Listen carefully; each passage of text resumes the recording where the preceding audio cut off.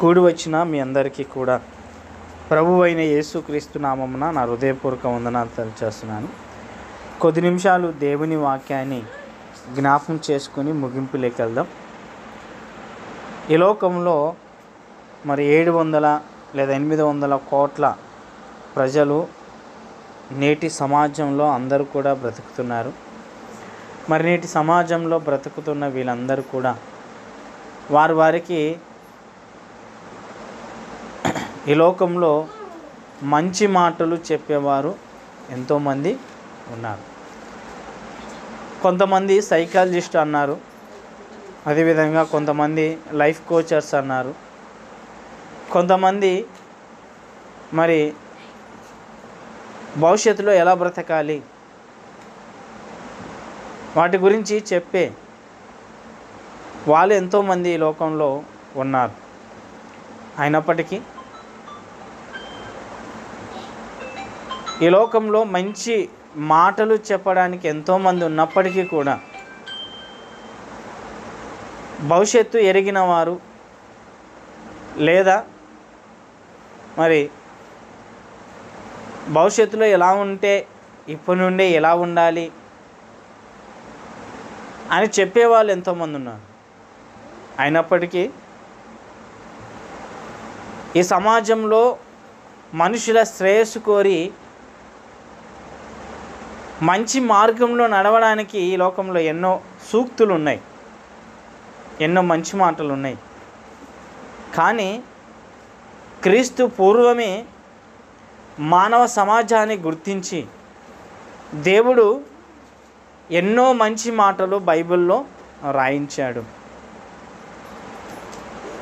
మనుషుల శ్రేయస్సు కోరిన దేవుడు ఇలా బ్రతికితే భవిష్యత్తులో కూడా ఇలా ఉంటారు, 25 సంవత్సరాల కంటే ముందు ఇలా బ్రతికితే 25 సంవత్సరాల తర్వాత ఇలా ఉండొచ్చు అని ముందే బైబిల్లో చెప్పబడింది. అయితే దేవుడు మనుషుల శ్రేయస్సు కోరి రాయించిన కొన్ని మాటలు మనం కూడా ఒకసారి జ్ఞాపకం చేసుకుందాం. సామెతల గ్రంథము 13వ అధ్యాయము మొదటి వచనాలు చదువుకుందాం. సామెతల గ్రంథము 13వ అధ్యాయము మొదటి నుంచి 3 వచనాల వరకు చదువుకుందాం. తండ్రి శిక్షించిన కుమారుడు జ్ఞానము కలిగిన వాడగును, అపహాసకుడు గద్దింపునకు లోబడడు. నోటి ఫలము చేత మనుషుడు మేలు అనుభవించును, విశ్వాసఘాతుకులు బలాత్కారము చేత నశించుదురు. తన నోరు కాచుకున్నవాడు తను కాపాడుకొను, ఊరుకొనక మాట్లాడువాడు తన నాశనమునకు తెచ్చుకొనును. ప్రేమైన దేవుని పిల్లారా, చదువుకున్న ఈ లేఖన భాగాల్లో మరి దేవుడు తండ్రికి కుమారునికి లేదా ఒక కుటుంబానికి ఒక మంచి మార్గాలు లేదా మంచి మాటలు నేర్పిస్తున్నాడు. అవేంటివి అంటే చెప్తున్నాడు, తండ్రి శిక్షించిన కుమారుడు జ్ఞానము కలిగిన వాడగును అన్నాడు. ఇక్కడ ఏంటండి? తండ్రి శిక్షించిన వాడు. ఈ రోజుల్లో చాలామంది కూడా తండ్రులు పిల్లల్ని శిక్షించక ఉంటారు. ఏమండి? తండ్రులు తమ అవసరాలన్నీ కూడా పిల్లల కొరకు తమ కష్టాన్ని ఖర్చు పెట్టి తెచ్చిస్తుంటారు పిల్లలకి. అంటే తేవడం తప్పేం కాదు, కానీ ఎప్పుడు ఏ శిక్ష వారి పెట్టాలనో లేదా వారిని ఏ క్రమంలో పెట్టాలనో ఖచ్చితంగా వారిని ఉంచాలి. అలా కాకుండా అలా లేకుండా పిల్లలను మనం పెంచుతాము లేదా వారి అవసరాలు తీరుస్తాము అంటే వారిని శిక్షించకుండా, వారిని ఏ విషయంలో ఖండించకుండా గారాబంగా పెంచితే వారు రాబోయే దినాల్లో ఏమవుతారంటే చెడిపోయిన పిల్లల వలె తయారవుతారు. మన చేతికి రాని వారుగా ఉంటారు. ఇలాంటి వారు లోకంలో ఎందరో ఉన్నారు. అంటే క్రీస్తు పూర్వము 1000 సంవత్సరాల కిందటనే దేవుడు మనిషిని లేదా సమాజాన్ని ఎరిగి తన మాటలను సొలొమోను గారితో రాయిస్తున్నాడు. ఏంటంట? తండ్రి శిక్షించిన కుమారుడు జ్ఞానవంతు కలిగిన వాడగును అన్నాడు. అంటే జ్ఞానము కలిగిన వాడు అవుతాడంట. అంటే పిల్లలు జ్ఞానవంతులు కావాలంటే తండ్రులు తల్లులు ఏం చేయాలి? ఇంటిలో ఒక క్రమము పద్ధతి ఉండాలి. ఏమండి? ఇంట్లో ఒక క్రమము ఒక పద్ధతి ఖచ్చితంగా మనము పిల్లలకు నేర్పించాలి. చాలా మట్టికి కూడా పిల్లలకు ఈ క్రమము పద్ధతులు నేర్పించకుండా తమకిష్టం వచ్చినట్టుగా వారిని కూడా పెంచుతూ ఉంటారు. కాబట్టి మన పిల్లలు ఎలా ఉంటారో లేదా మనం ఎలా ఉంటామో మన పిల్లలు కూడా అలా ఉంటారు. అయితే తండ్రులు శిక్షించిన కుమారులు అన్నారు ఇక్కడ. ఇప్పుడు తండ్రులు శిక్షించాలంటే ఫస్ట్ తండ్రులకి ఏముండాలా? క్రమం పద్ధతులు ఉండాలి. ఏమండి? తండ్రులకు కూడా ఏముండాలి? ఫస్ట్ క్రమం ఉండాలి, పద్ధతులు ఉండాలి. కానీ ఈరోజు తండ్రులకు తల్లులకి క్రమం లేదు, పద్ధతి లేదు. ఏమండి? ఈ రోజుల్లో పిల్లలకే ఒక పిల్లలు ఎలా ఉండాలి అలా ఉండాలనుకుంటాం. కానీ పిల్లల కంటే ముందు మనము చాలా మట్టుకి కూడా ఎలా ఉంటామంటే మనకి ఇష్టం వచ్చినట్టుగా ఉంటాం. పిల్లల బాధ్యతలను పట్టించుకోకుండా వారిని వదిలేస్తూ మనకిష్టమైనట్టుగా ఉంటాం. అలా కాదంట. తండ్రి ఖచ్చితంగా పిల్లలను ఏం చేయాలా? శిక్షించాలి. ఏ విధంగా శిక్షించాలి అంటే బర్రె తీసుకుని కొట్టాలా? కాదు. ఏమండి? బర్రె తీసుకుని కొట్టాలని కాదు. ఒక వయసులో కొట్టాలి. ఒక వయసు వచ్చిన తర్వాత మాటలతో చెప్పాలి. ఏమండి? నేను ఒక మాట చెప్తాను. చిన్న విషయాల్లో లేదా చిన్నప్పుడే మనం ఒక మంచి మాటలు నేర్పిస్తే పెద్దగైన తర్వాత కూడా అదే మాటలు నేర్చుకుంటారు. చిన్నగా ఉన్నప్పుడే మనము వారికి బూతులు నేర్పించామనుకోండి, రాబోయే పెద్దగైన తర్వాత ఎలా ఉంటారు? ఎవరిని పడితే వారిని మర్యాద లేకుండా మాట్లాడే పిల్లలు తయారవుతారు. ఇప్పటికి నేటికి మన కుటుంబాలనే మనం చూసుకుంటాం కొంతమందిని. ఏమండి? మన కుటుంబాలలో అక్కడక్కడ కనబడుతూ ఉంటారు. వాళ్ళు ఎలా ఉంటారంటే వారికి ఇష్టమైనట్టుగా బ్రతుకుతుంటారు. కొంతమంది వారికి ఇష్టమైనట్టుగా మాట్లాడుతుంటారు. అలా కాదు. కాబట్టి తల్లిదండ్రులైన మనము ఫస్ట్ శిక్షించటకంటే ముందు మనం కూడా ఒక క్రమశిక్షణలో ఉండాలి. మనం చూసి మన పిల్లలు నేర్చుకోవాలంటే మనకు క్రమము ఖచ్చితంగా అనేది అవసరము. కాబట్టి ఆ క్రమం లోపల మనం ఎలా ఉండాలి? లేదు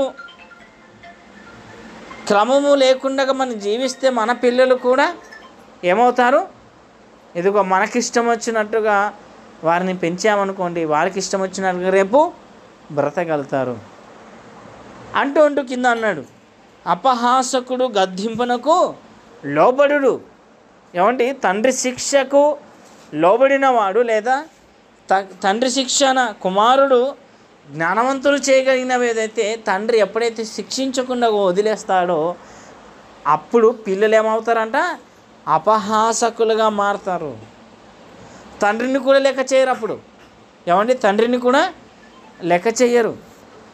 కాబట్టి తండ్రిని లెక్క చేయకుండా వారు ఎలా ఉంటారు అంటే ఖచ్చితంగా వారిని మరి అపహాసకులుగా మారి దేవునికి దూరంగా బ్రతుకుతూ ఏమండి వారికి ఇష్టమైనట్టుగా బ్రతకగలుగుతారు.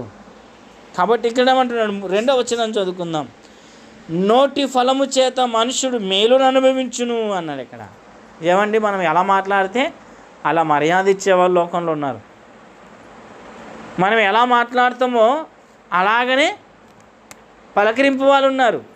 మనం మంచిగా పలకరించామనుకోండి వాళ్ళు కూడా మంచిగా పలకరిస్తారు. మనము మనకిష్టం ఉన్నట్టుగా మర్యాద లేకుండా పలకరించామనుకోండి వారు కూడా అలాగనే పలకరిస్తారు. అంటే ఈ రోజుల్లో ఎంతోమంది సమాజ శ్రేయస్సు కోరి మంచి మాటలు చెప్తుంటారు సమాజంలో. అంటే 1000 సంవత్సరాల కిందటనే బైబిల్ రాయించాడు దేవుడు. అంటే దేవుడు మనుషులకు తండ్రి ఆయన శిక్షిస్తాడు. ఆ శిక్షకు లోబడిన వారు ఎవరైతే ఉన్నారో వారు జ్ఞానవంతులు అవుతారు, బుద్ధిమంతులు అవుతారని దేవుడు చెప్తున్నాడు. అంటే ఇప్పుడు ఏం చేయాలా? తండ్రి శిక్షణ అంటే దేవుడు పెట్టే శిక్ష ఖచ్చితంగా మనం ఉండాలి. దేవుడు పెట్టిన క్రమంలో దేవుడు ఏం పెట్టాడు? ఏమండి, దేవుడే పెట్టాడు. ఈ లోకమునైనను లోకములో ఉన్న వాటినైనా ప్రేమించుకుడి అన్నాడు. మీరు నా కొరకు బ్రతకండి అన్నాడు. నేను మీ కొరకు ఇదిగో ఆ సమస్తము చేశాను, మీరు నాకు మీ హృదయం ఇచ్చి మీరు నా కొరకు బ్రతకండి అన్నాడు. తర్వాత మీ నోర్లు కాపాడుకోండి అన్నాడు. అంటూ ఏమన్నాడు? నోటి ఫలము చేత మనుషుడు మేలు అనుభవించును, విశ్వాసఘాతుకులు బలత్కారము చేత నశించుదురు అన్నాడు. అంటే విశ్వాసము లేని వారు ఎలా ఉంటారంట? వారు బలత్కారులు. ఈ లోకంలో దేనైనా ఆశించి పొందుకోవాలన్నప్పుడు ఎలా ఆలోచన చేస్తారు తెలుసా? బలవంతంగా ఆశిస్తారు. ఎవరిని నేను ఒక మాట అడుగుతాను, ఈ రోజుల్లో వ్యాపారం చేసేవాళ్ళు ఎంతోమంది ఉన్నారు సమాజంలో. వారికి క్రమము పద్ధతి లోక ప్రకారంగా తెలియదు కాబట్టి వాళ్ళ బిజినెస్లో ఖచ్చితంగా ఎక్కడో ఏది మోసం జరిగినా పెద్ద పట్టించుకోరు. ఎందుకు? వాళ్ళు అలాగనే ఉంటారు. అలా కాకుండా ఏమండి, నోటి కాపాడుకున్నవాడు, కింద 3వ వచనం చెప్తుంది, తన నోరును కాచుకున్నవాడు తనను కాపాడుకొనును, ఊరుకొనక మాట్లాడువాడు తన ఆత్మకు తనకు నాశనము తెచ్చుకొనును అన్నాడు. ఏమండి, ఊరికే మాట్లాడేవారు. అందుకోసము విస్తారంగా మాటల్లో ఏముంటుందంట? దోషం ఉంటుంది. ఎంత మాట్లాడాలనో అంతే మాట్లాడాలి, ఎక్కువ మాట్లాడకూడదు. అందుకోసం యేసు ప్రభు ఒక మాట చెప్పాడు, వినుటకు వేగురుపడుడి, మాట్లాడుటకు నిదానించుడి అన్నాడు. అంటే వినుండాలి, ఎవరైనా చెప్తూ ఉంటే వినాలి, కానీ ఊరికే మాట్లాడకూడదు. సమయం వచ్చినప్పుడు, మనకు అవకాశం వచ్చినప్పుడు మనం 2 మాటలు చెప్తే సమాధానంగా అక్కడ పరిష్కారం దొరికిపోవాల్సిందే. కానీ ఈ రోజులో మాటకు మాట అనుకుని శత్రుత్వం పెంచుకొని మాట ద్వారానే లేదా నోటి ద్వారానే మొదటి ప్రపంచ యుద్ధం ప్రారంభమైంది. 2వ ప్రపంచ యుద్ధం కూడా ఎలా మారింది? నోటి ద్వారానే, మాట ద్వారానే. నీవెంత అనుకుని తలకాయలు నరుక్కున్న వారు ఎంతోమంది ఉన్నారు. మాటల ద్వారా కుటుంబాలు నాశనం చేసుకున్న వారు ఉన్నారు. అందుకోసం ఉన్నారు, ఊరుకొనక మాట్లాడువాడు తనకు నాశనమును తెచ్చుకొనుము. ఏమండి, పరలోకములో ఉన్న దేవుడు మనకు తండ్రి, మనను క్రమశిక్షణలో పెంచాలని కోరుకుంటున్నాడు. తన శిక్షను మనము అమలు చేసినప్పుడు దాన్ని పాటించామంటే మనము ఏమవుతామండి? జ్ఞానము కలిగిన వాడు అవుతాము. ఇప్పుడు జ్ఞానం కలిగిన వారు ఎలా నడుచుకుంటారు? ఏమండి, ఒక మాట చెప్పి నేను ముగింపులోకి వెళ్తాను. ఎన్నో స్కీమ్స్ ఉన్నాయి ఈరోజు. ఏమండి, మార్కెట్లో, గవర్నమెంట్లో, బ్యాంకులలో కానీ ఎన్నో స్కీమ్స్ ఉన్నాయి. పోస్ట్ ఆఫీస్లో కొన్ని స్కీమ్స్ ఉంటాయి. ఏంటంటే 1000 రూపాయలు కట్టండి, తర్వాత మీకు కొన్ని సంవత్సరాల తర్వాత లాభం వస్తుంది అని. అండి, సుకన్య సమృద్ధి యోజన పథకం ఉంది. చిన్నపిల్లలకు, ఆడపిల్లలకు నెలకు 1000 రూపాయలు కట్టాలి.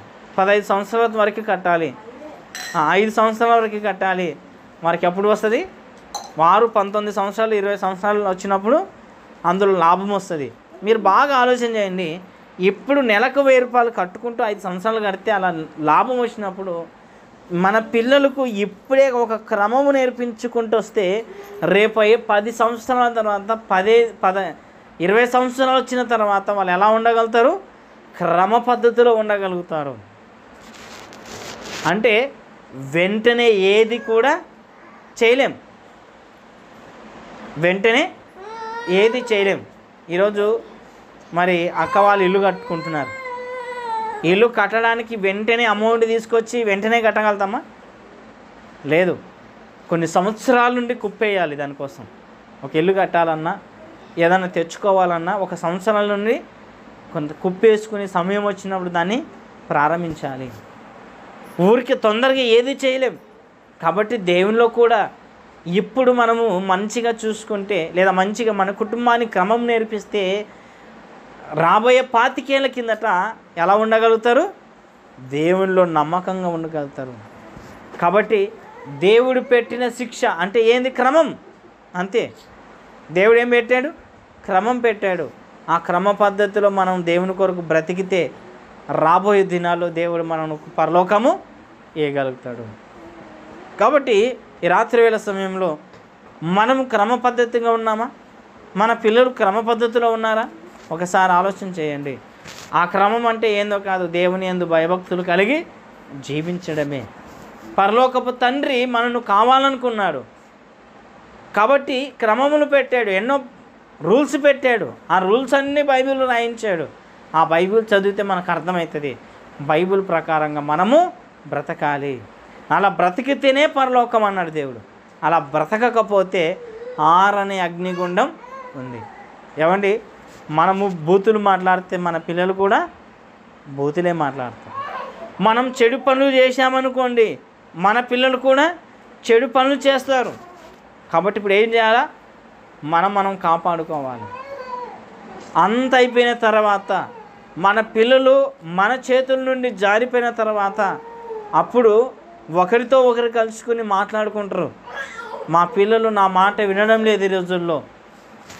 ఎందుకు అలా చెప్పుకుంటున్నారు? చిన్నగా ఉన్నప్పుడే తాను క్రమంగా ఉండి తన పిల్లలు క్రమంగా ఉంచుకున్నాడంటే నలుగురితో ఆ మాట చెప్పే అవసరత లేదు. కాబట్టి ఏం చేయాలా? ఏమండి, ఏం చేయాలా? మనం ఇప్పుడే క్రమంలో నడవాలి, దేవుని కొరకు బ్రతకాలి, మన పిల్లల్ని కూడా దేవునిలో పెంచాలి. అలా లేకుండగా మనకిష్టం వచ్చినట్టుగా మనం నడుచుకున్నాం అనుకోండి, మన పిల్లలు కూడా వారికి ఇష్టం వచ్చినట్టుగా నడుచుకుంటారు. అప్పుడు ప్రమాదంలో పడేది మనమే. ఎవరి ప్రమాదంలో ఎవరు పడతారు? మనమే. ఎందుకు? ఈ రోజుల్లో ఎంతోమంది ఆయా కుటుంబాలలో చూస్తున్నాం. అలాగనే మన కుటుంబంలో కూడా చాలామంది కూడా ఉన్నారు. తల్లిదండ్రులకు విలువయ్యని పిల్లలు ఉన్నారు. తల్లిదండ్రుల మాట వినకుండా తమకు ఇష్టం వచ్చినట్టుగా బ్రతికేవారు ఉన్నారు. కాబట్టి మన పిల్లలు అలా కాకూడదు అంటే ఇప్పుడు ఏం చేయాలి? ఏమండి, నమ్మకంగా దేవుని కొరకు బ్రతకాలి. దేవుడు పెట్టిన క్రమ పద్ధతిలో మనం కూడా జీవించి దేవుని కొరకు నమ్మకంగా జీవించాలని ప్రేమతో ఈ మాటలు చేస్తూ ముగిస్తున్నాను. కళ్ళు మూసుకొని ప్రార్థన చేసుకుందాం. మహాపరిశుద్ధ